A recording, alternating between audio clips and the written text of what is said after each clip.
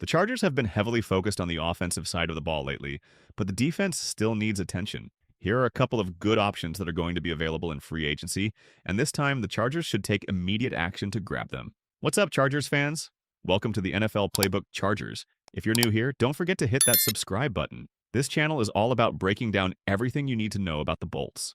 Start with news that the Lions are set to release edge rusher Za'Darius Smith, and this could be a fantastic fit for the Chargers. He fits that Joey Bosa mold, strong and reliable, and he's healthier.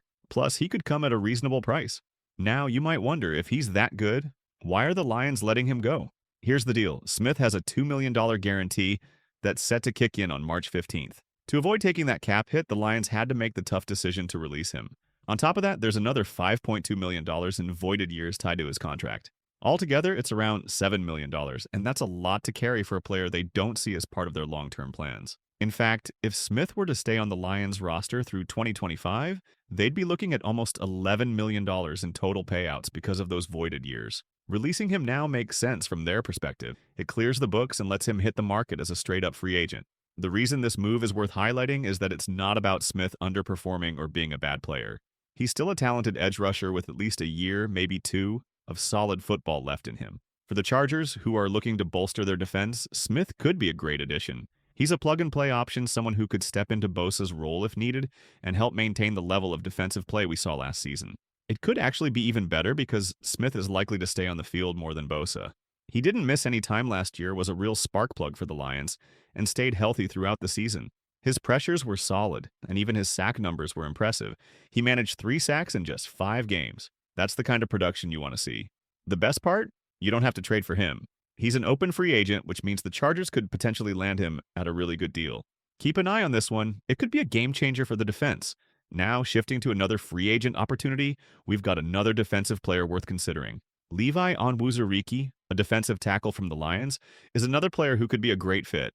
His story is interesting. He dealt with injuries for 3 years, but came back strong last season. For the Lions, it seems like they're on the fence about keeping him. Other teams are likely to outbid them because of what Onwuzurike showed when he was finally healthy. He's only 27 and, when on the field, is a disruptive presence.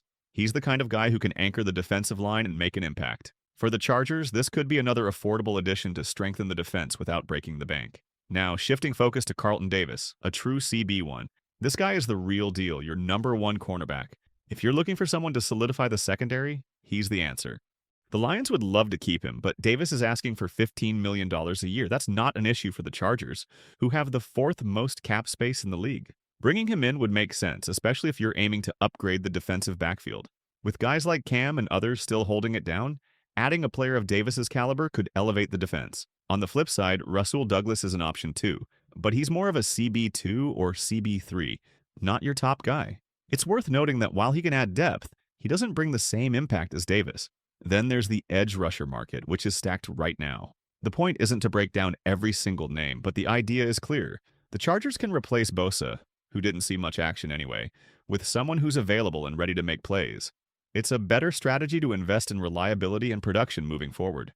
Defensively, though, this is where smart decisions with the draft and free agency can make a huge difference. Players like the ones we've discussed, whether it's Davis, Onwuzurike, or others, could be key to strengthening the team without overextending the budget. The pieces are out there, it's about putting them together wisely. This is why patience and smart moves pay off. Last year, the Chargers made all the right decisions, resetting their draft picks and freeing up cap space when others were pushing for risky, over-the-top moves. Now, they're in a great position to capitalize on that strategy. They've got the picks, they've got the money, and everything is set up for success. It's exciting to see what they'll do next. And yeah, when it comes to some of these discussions, it does make you wonder about the rules around tampering.